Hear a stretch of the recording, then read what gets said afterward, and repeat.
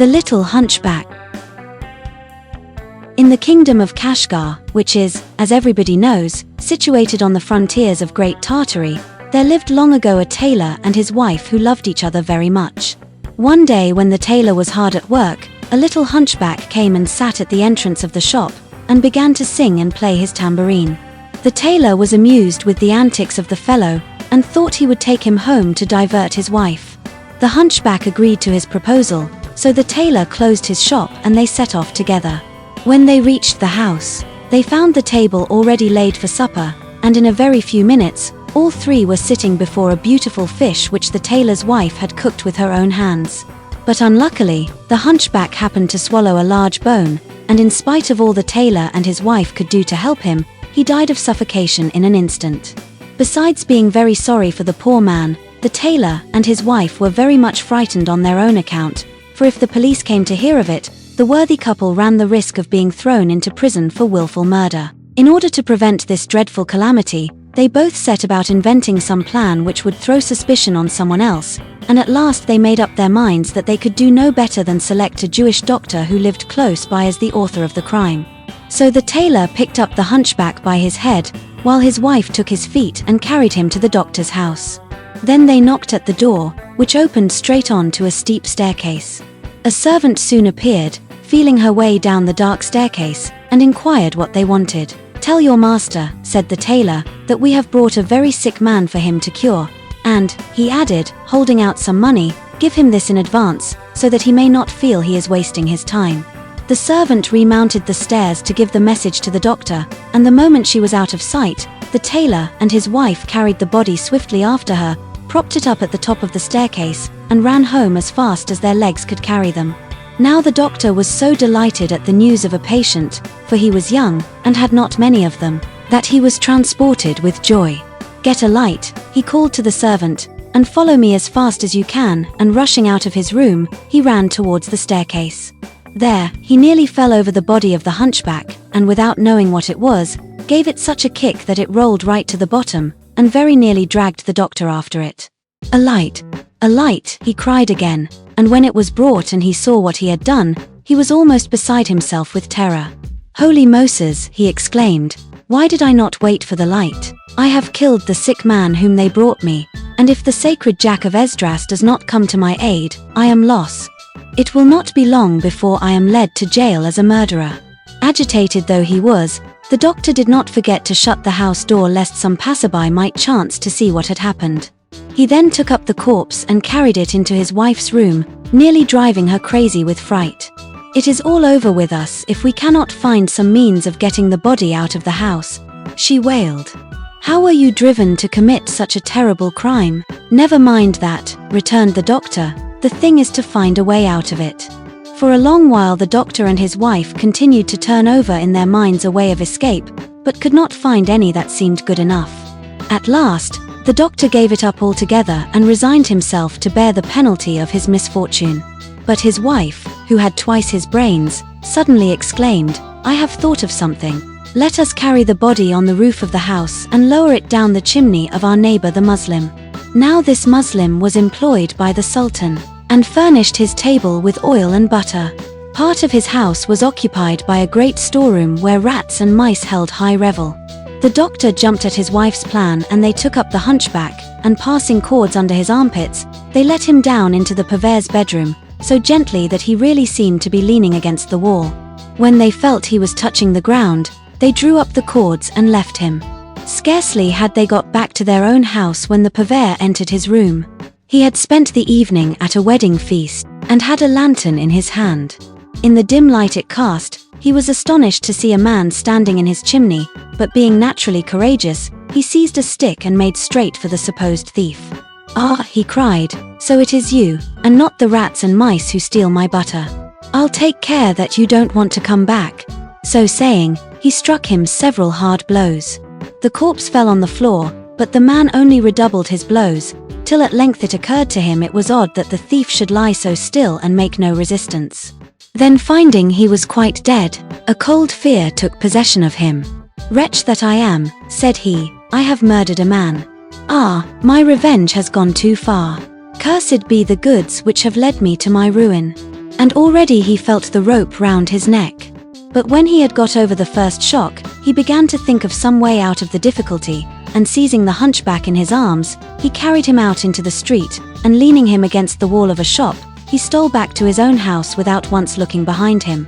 A few minutes before the sun rose, a rich Christian merchant, who supplied the palace with all sorts of necessaries, left his house after a night of feasting to go to the bath. Though he was very drunk, he was yet sober enough to know that the dawn was at hand, and that all good Muslim would shortly be going to prayer. So he hastened his steps lest he should meet someone on his way to the mosque who, seeing his condition, would send him to prison as a drunkard. In his haste, he jostled against the hunchback who fell heavily upon him, and the merchant, thinking he was being attacked by a thief, knocked him down with one blow of his fist. He then called loudly for help, beating the fallen man all the while. The chief policeman of the quarter came running up, and found a Christian ill-treating a Muslim. "What are you doing?" he asked indignantly. "He tried to rob me, and very nearly choked me," replied the merchant. "Well, you have had your revenge," said the man, catching hold of his arm. "Come, be off with you." As he spoke, he held out his hand to the hunchback to help him up, but the hunchback never moved. "Aho," he went on, looking closer. "So this is the way a Christian has the impudence to treat a Muslim." And seizing the merchant in a firm grasp, he took him to the inspector of police, who threw him into prison till the judge should be out of bed and ready to attend to his case. All this brought the merchant to his senses, but the more he thought of it, the less he could understand how the hunchback could have died merely from the blows he had received.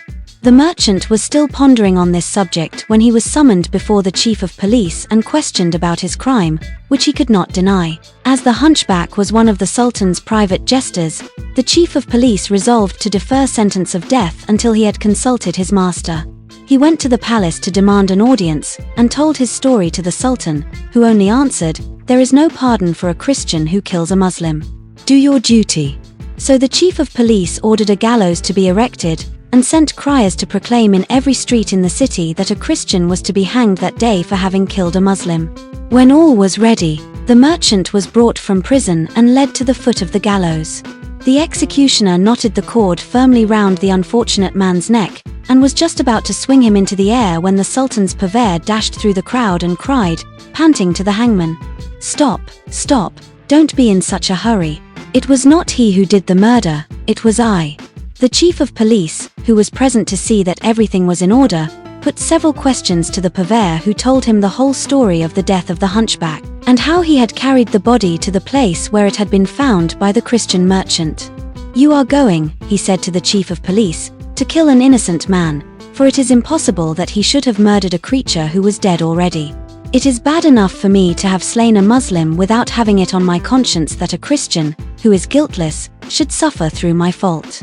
Now the purveyor's speech had been made in a loud voice and was heard by all the crowd, and even if he had wished it, the chief of police could not have escaped setting the merchant free. "Loose the cords from the Christian's neck," he commanded, turning to the executioner, "and hang this man in his place, seeing that by his own confession he is the murderer." The hangman did as he was bid, and was tying the cord firmly when he was stopped by the voice of the Jewish doctor beseeching him to pause, for he had something very important to say. When he had fought his way through the crowd and reached the chief of police, "Worshipful sir," he began, "this Muslim whom you desire to hang is unworthy of death. I alone am guilty. Last night a man and a woman who were strangers to me knocked at my door, bringing with them a patient for me to cure. The servant opened it, but having no light, was hardly able to make out their faces, though she readily agreed to wake me and to hand me the fee for my services. While she was telling me her story, they seemed to have carried the sick man to the top of the staircase and then left him there. I jumped up in a hurry without waiting for a lantern, and in the darkness, I fell against something which tumbled headlong down the stairs and never stopped till it reached the bottom. When I examined the body, I found it was quite dead, and the corpse was that of a hunchback Muslim. Terrified at what we had done, my wife and I took the body on the roof and let it down the chimney of our neighbor the purveyor, whom you were just about to hang. The purveyor, finding him in his room, naturally thought he was a thief and struck him such a blow that the man fell down and lay motionless on the floor.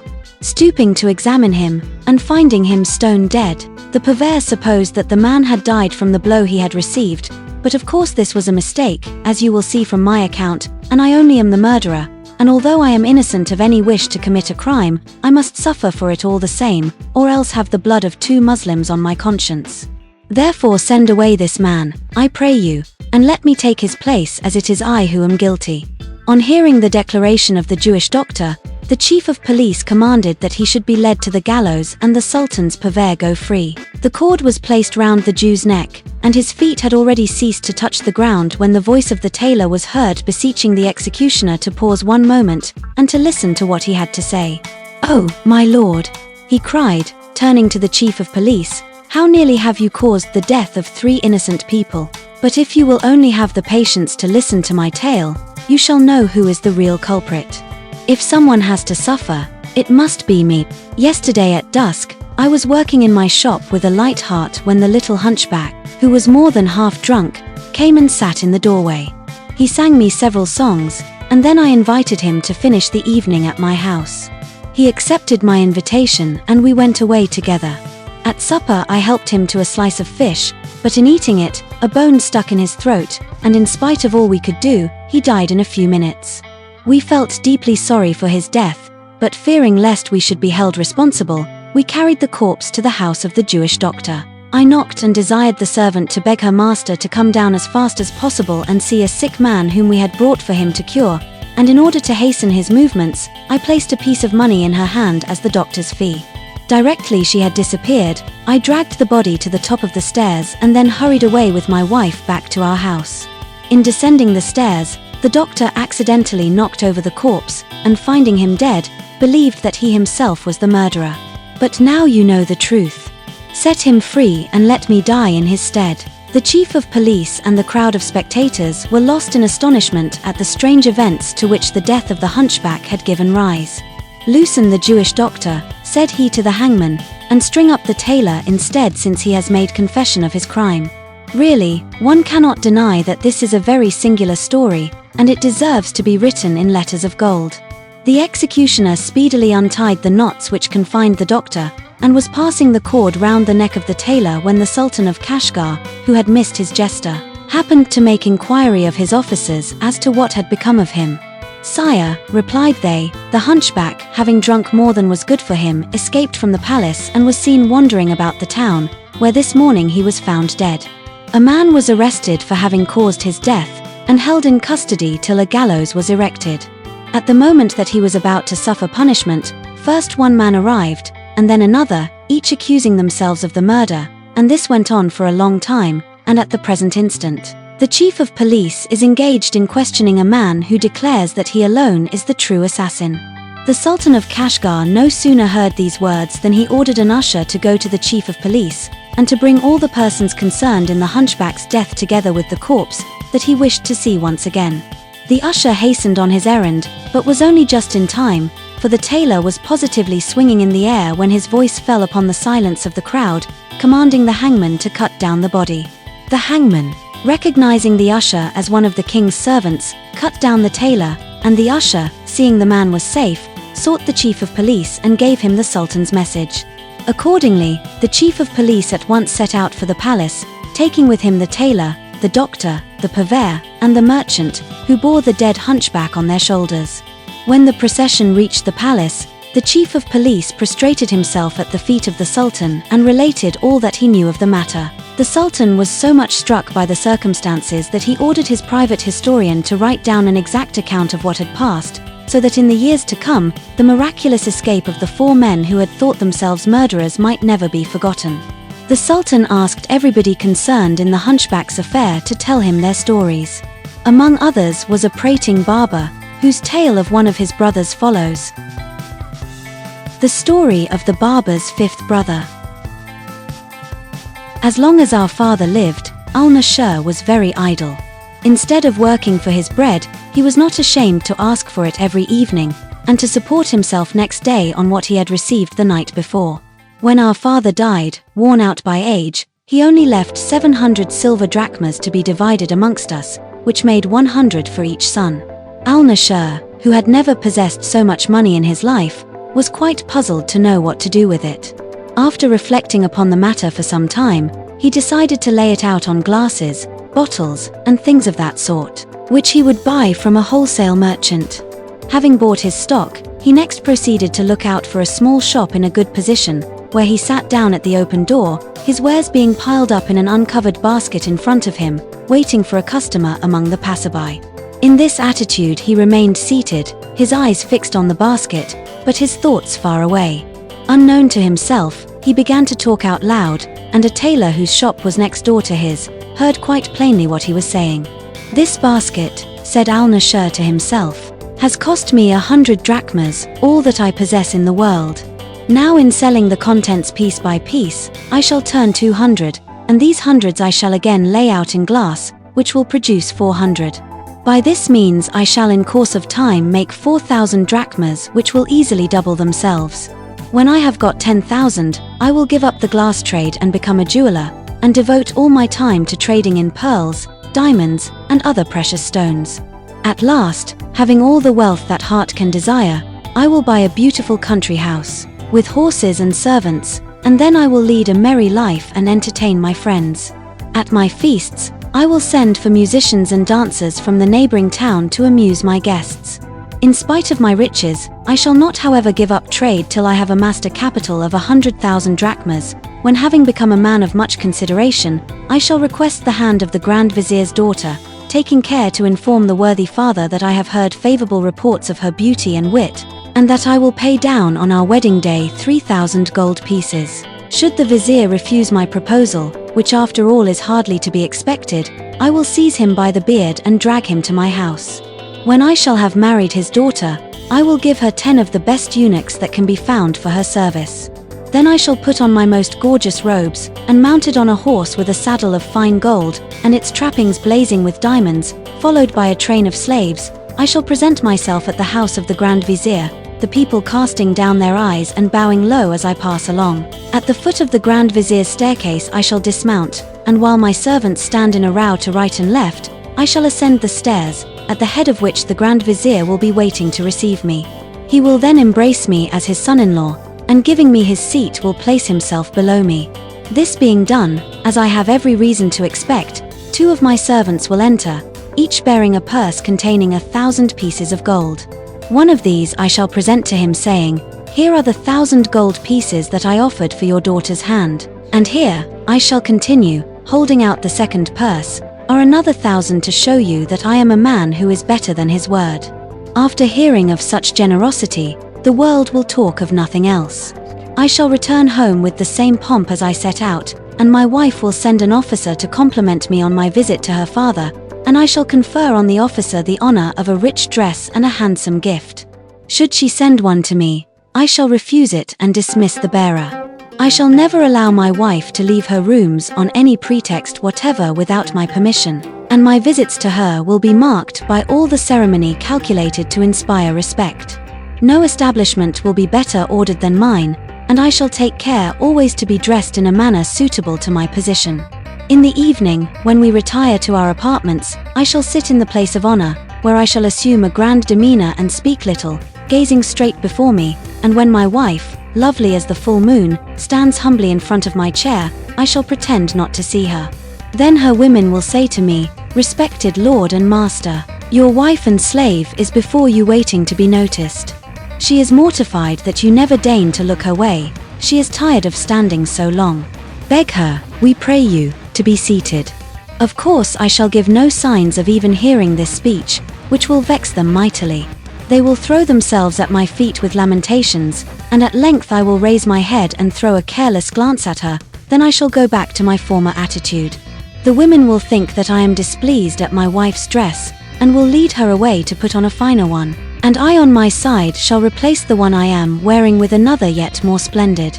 They will then return to the charge, but this time it will take much longer before they persuade me even to look at my wife. It is as well to begin on my wedding day as I mean to go on for the rest of our lives.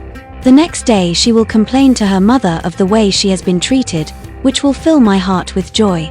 Her mother will come to seek me, and kissing my hands with respect, will say, "My lord," for she could not dare to risk my anger by using the familiar title of son-in-law. "My lord, do not, I implore you, refuse to look upon my daughter or to approach her.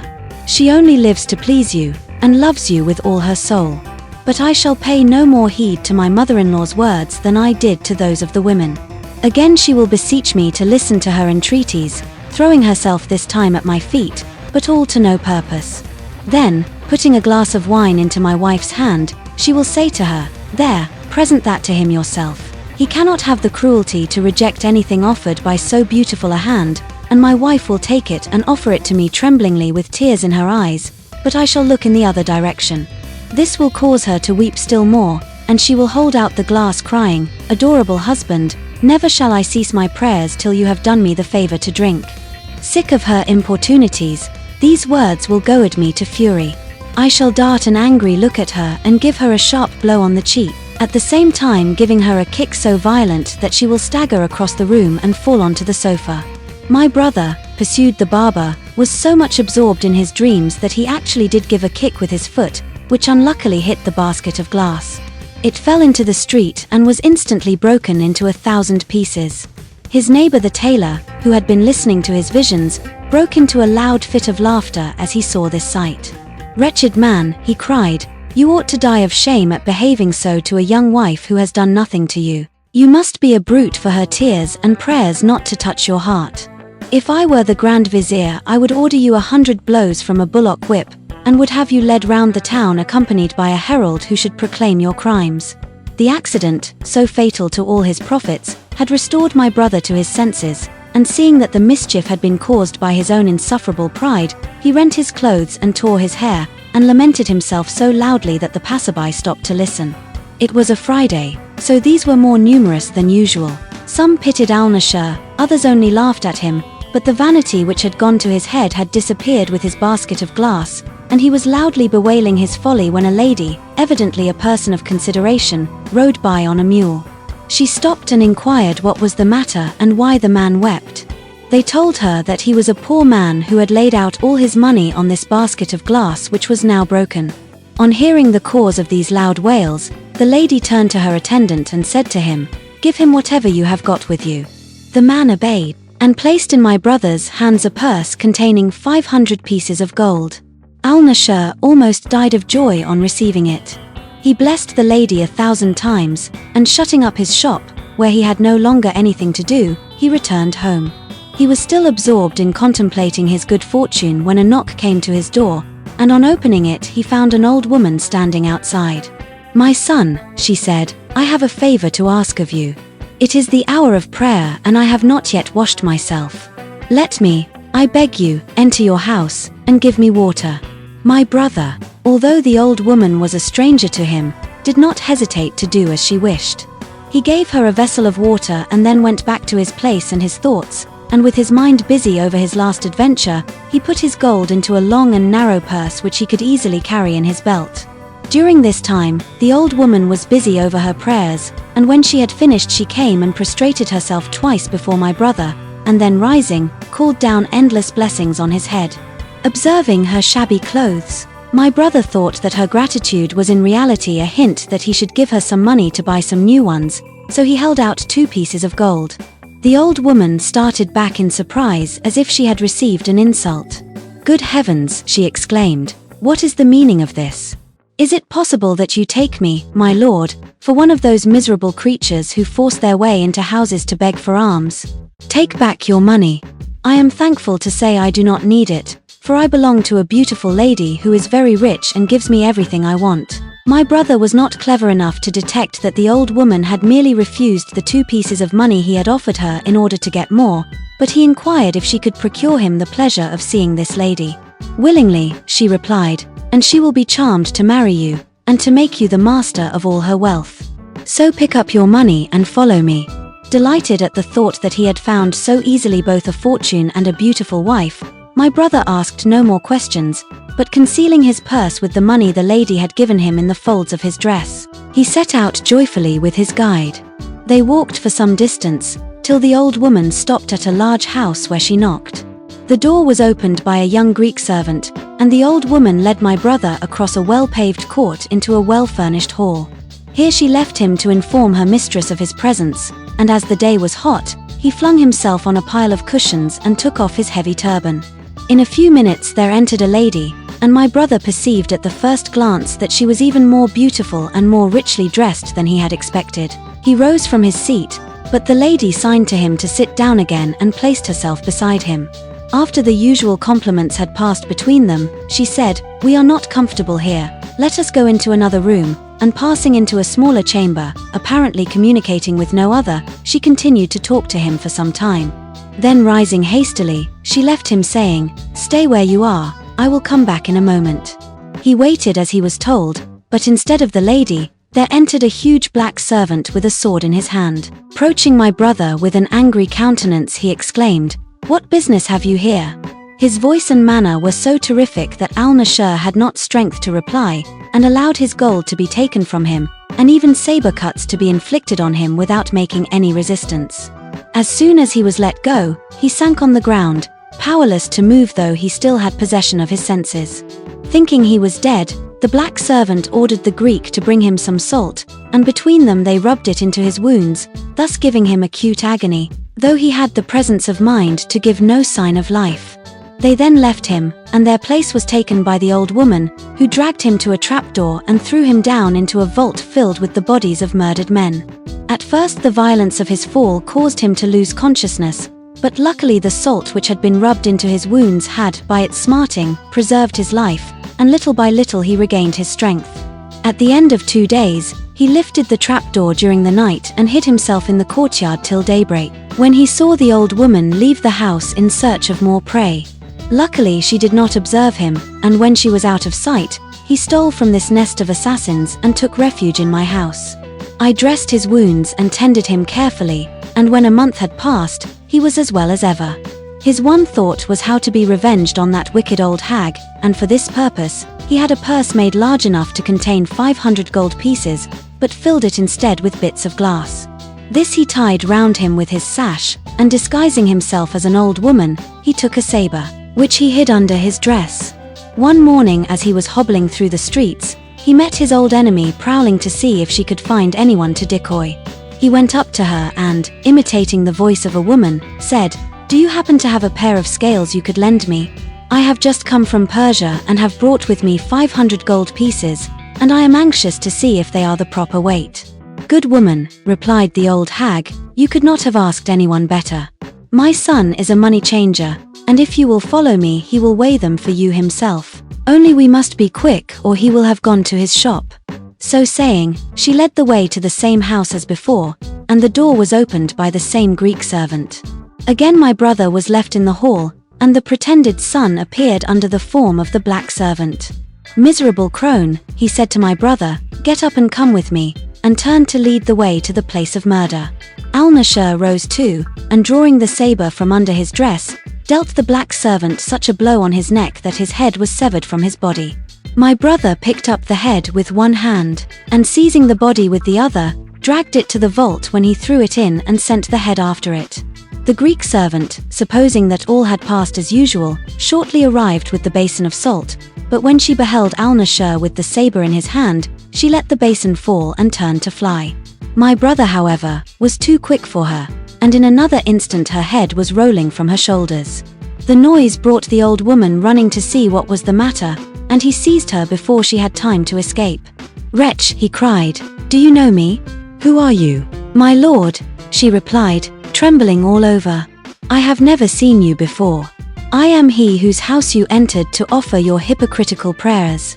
Don't you remember now?"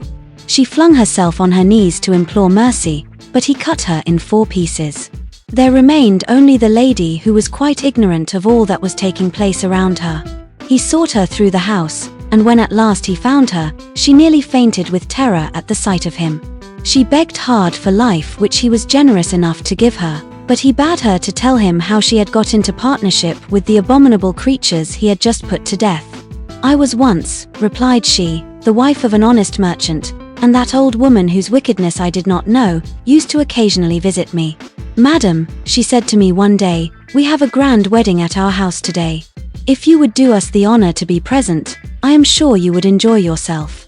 I allowed myself to be persuaded, put on my richest dress, and took a purse with 100 pieces of gold. Once inside the doors, I was kept by force, and it is now 3 years that I have been here to my great grief. Those horrible creatures must have amassed great wealth, remarked my brother. Such wealth, returned she, that if you succeed in carrying it all away, it will make you rich forever. Come and let us see how much there is. She led al-Nashir into a chamber filled with coffers packed with gold, which he gazed at with an admiration he was powerless to conceal. Go, she said, and bring men to carry them away. My brother did not wait to be told twice, and hurried out into the streets where he soon collected 10 men. They all came back to the house, but what was his surprise to find the door open, and the room with the chests of gold quite empty.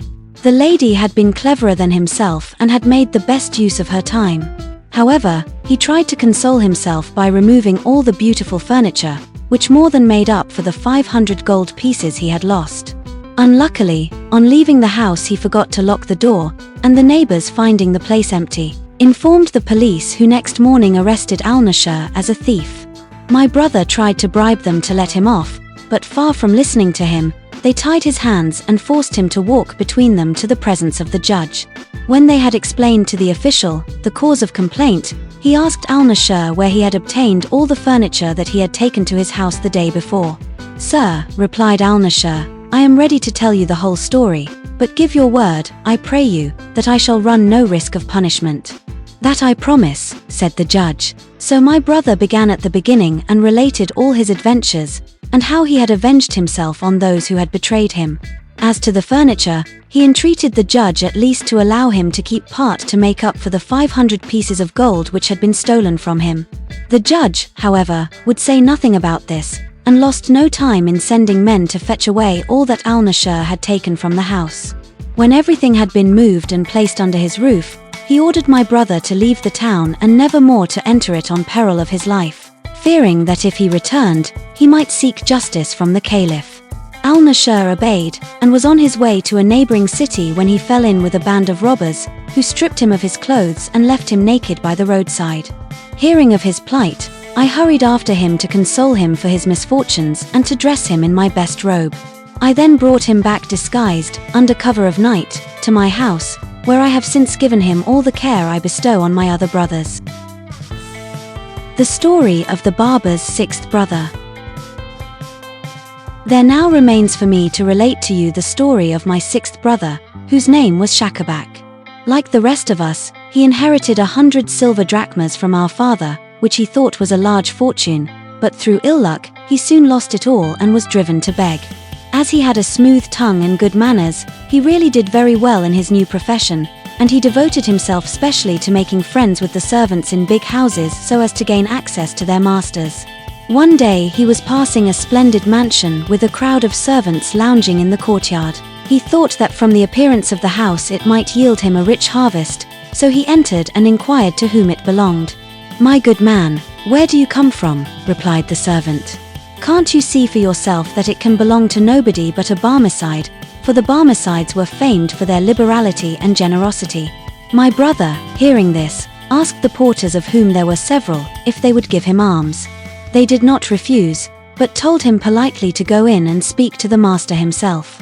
My brother thanked them for their courtesy and entered the building, which was so large that it took him some time to reach the apartments of the Barmecide. At last, in a room richly decorated with paintings, he saw an old man with a long white beard sitting on a sofa, who received him with such kindness that my brother was emboldened to make his petition. My lord, he said, you behold in me a poor man who only lives by the help of persons as rich and as generous as you. Before he could proceed further, he was stopped by the astonishment shown by the Barmecide.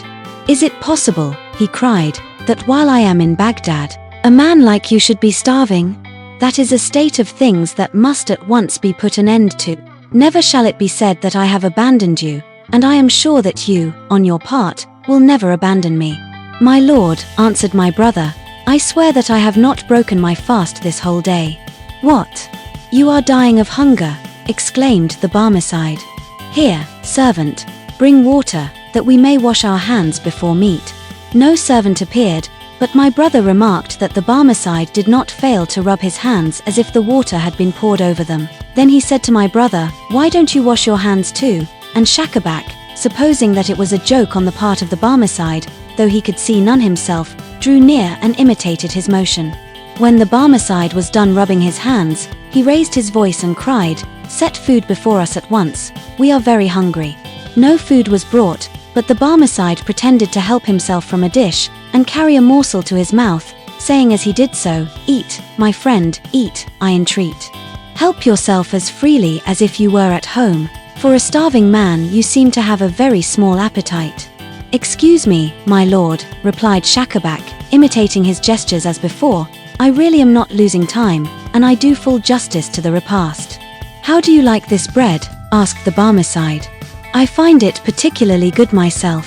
"Oh, my lord," answered my brother, who beheld neither meat nor bread, "never have I tasted anything so delicious." "Eat as much as you want," said the Barmecide. "I bought the woman who makes it for 500 pieces of gold so that I might never be without it." After ordering a variety of dishes, which never came, to be placed on the table, and discussing the merits of each one, the Barmecide declared that, having dined so well, they would now proceed to take their wine.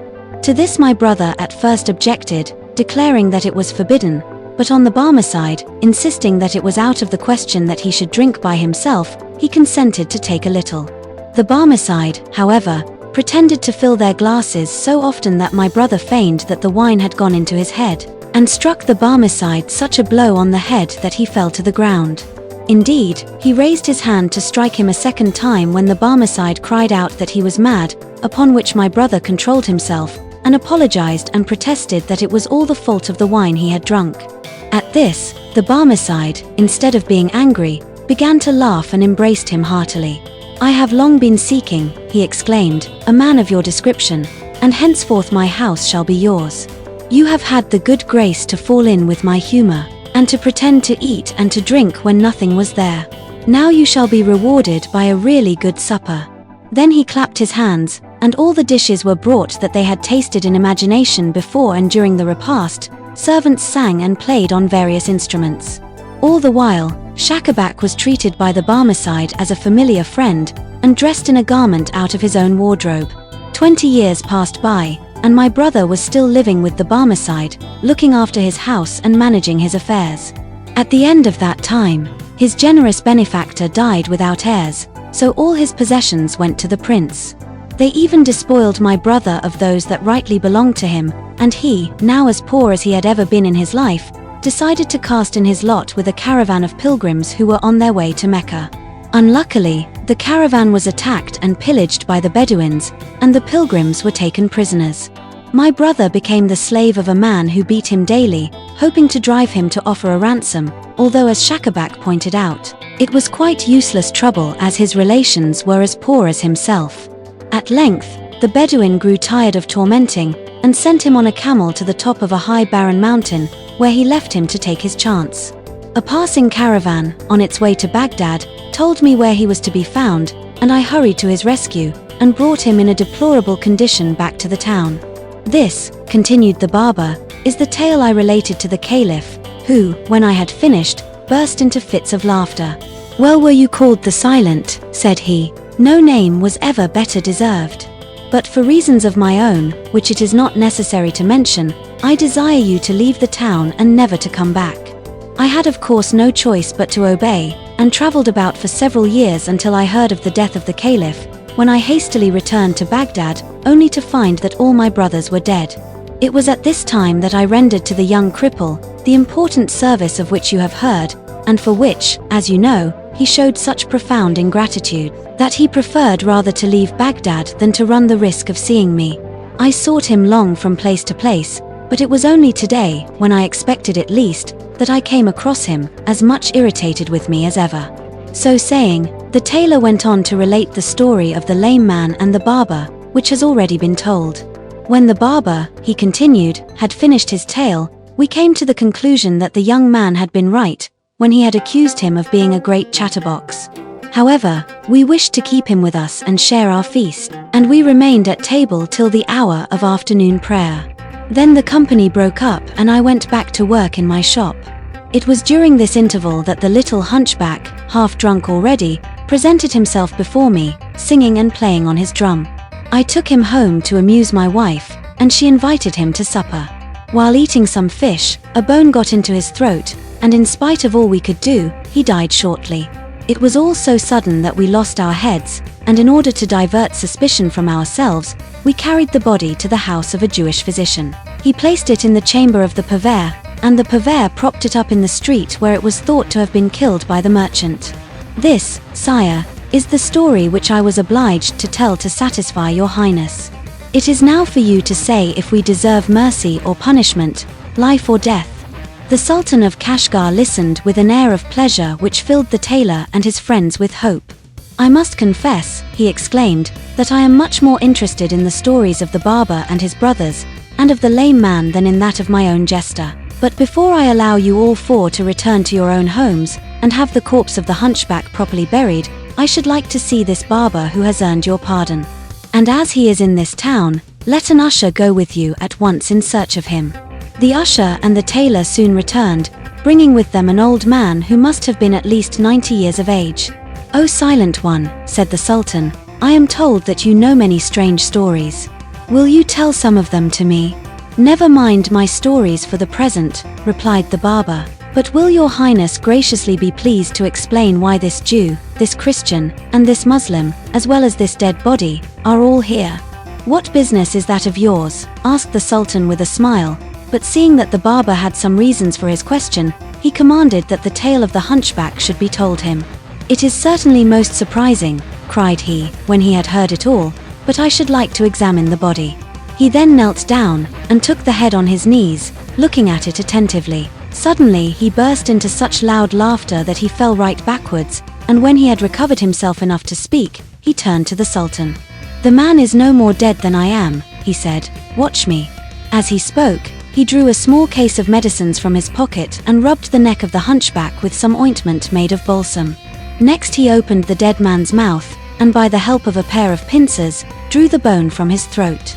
At this the hunchback sneezed, stretched himself, and opened his eyes. The Sultan and all those who saw this operation did not know which to admire most, the constitution of the hunchback who had apparently been dead for a whole night and most of one day, or the skill of the barber, whom everyone now began to look upon as a great man. His Highness desired that the history of the hunchback should be written down, and placed in the archives beside that of the barber, so that they might be associated in people's minds to the end of time. And he did not stop there, for in order to wipe out the memory of what they had undergone, he commanded that the tailor, the doctor, the purveyor and the merchant should each be clothed in his presence with a robe from his own wardrobe before they returned home. As for the barber, he bestowed on him a large pension and kept him near his own person.